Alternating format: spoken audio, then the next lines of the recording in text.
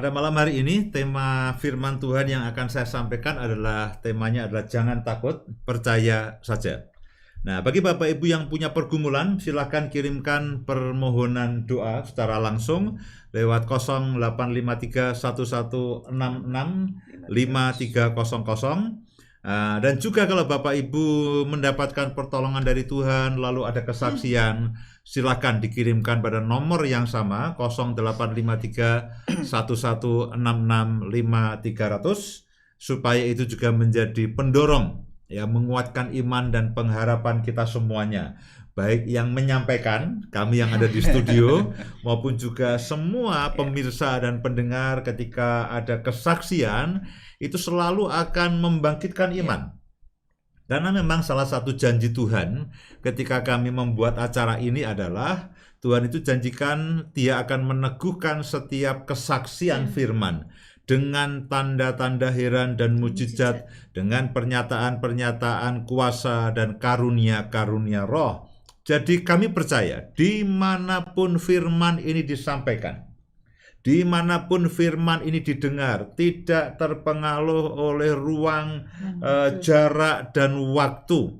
Saya percaya dimanapun Bapak, Ibu, dan semua saudara mendengarkan akan firman ini, izinkan Roh Kudus bekerja. Amen. Izinkan Roh Kudus bekerja.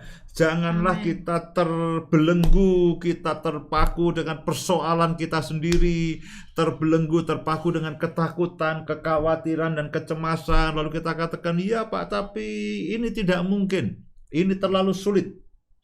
Saya tidak punya jalan keluar, saya sudah mencobanya berbulan-bulan dan selalu gagal. Janganlah iman dan pengharapan kita itu ditekan oleh semua pengalaman-pengalaman masa lalu, semua ketakutan, semua kecemasan, sehingga bahkan ketika kita mendengarkan firman pun, lalu kita sepertinya apa? Kita sepertinya screening itu, kita sepertinya batasi. Tidak mungkin, firman yang ini tidak mungkin, firman yang ini tidak bisa, aku sudah mencoba mengalaminya, firman ini tidak mungkin. Nah, sementara Bapak, Ibu, dan semua saudara mendengarkan firman ini, izinkan dan bahkan minta Roh Kudus. Taruh dulu semua persoalan, taruh dulu semua hambatan, letakkan dulu semua ketakutan, kekhawatiran, kecemasan, taruh dulu semua intimidasi, taruh dulu semua pengalaman buruk yang menghantui kita, lalu berdoa, Roh Kudus tolong supaya malam hari ini aku mendapatkan pertolongan yang daripadamu, aku mendapatkan terobosan yang daripadamu, aku mendapatkan mujizat yang daripadamu, karena Tuhan itu sumber mujizat. Ya. Tuhan itu sumber mujizat. Orang mengatakan kami tidak membutuhkan mujizat. Ya, sebetulnya kalau kita katakan Tuhan, aku datang kepadamu, itu mau tidak mau, saudara dan saya harus menikmati mujizat. Amen. Karena Tuhan itu sumber mujizat. Ya, Satu dua orang mengatakan mujizat itu tidak penting, mujizat itu tidak bisa mengubah orang. Saya katakan tidak ada yang bisa mengubah kita selain mujizat yang daripada Tuhan.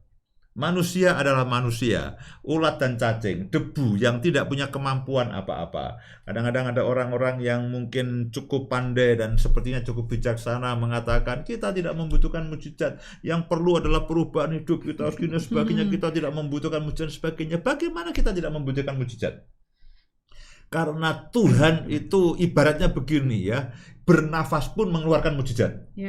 Kalau Tuhan itu bernafas ya, Tuhan bernafas pun itu mengeluarkan mujizat. Saudara boleh baca kitab Injil bagaimana ketika Yesus selama 3,5 tahun melayani di muka bumi itu, ibaratnya dia berjalan pun kiri kanan terjadi mujizat. Orang-orang menjamah jubah-jubahnya, orang-orang mendekat kepada dia, menyentuh dia, dan semua disembuhkan. Dia membuat segala sesuatunya menjadi baik. Yang buta melihat, yang tuli mendengar, yang sakit disembuhkan, yang terikat dilepaskan, yang susah dihiburkan, yang tidak berpengharapan diberi pengharapan. Loh, itu mujizat.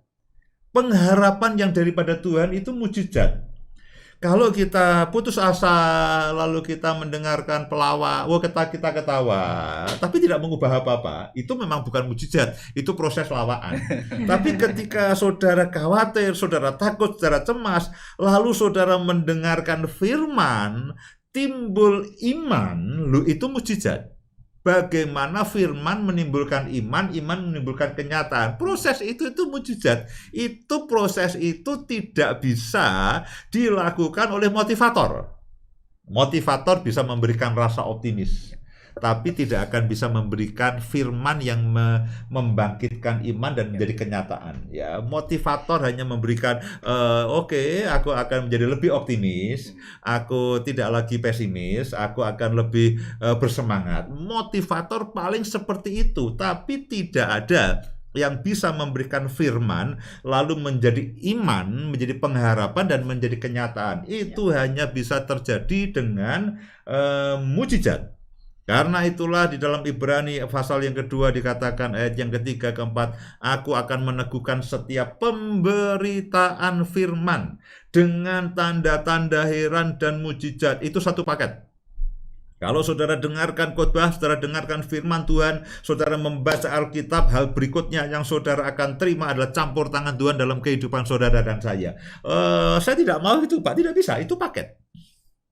Itu paket. Kadang-kadang kita beli paket, ada paket ini, paket hemat, ayam, nasi, dan minuman. Di pesta bisa, nggak bisa. Itu sudah satu paket. Demikian juga firman, iman, dan mujizat, itu satu paket. Amin. Itu satu paket.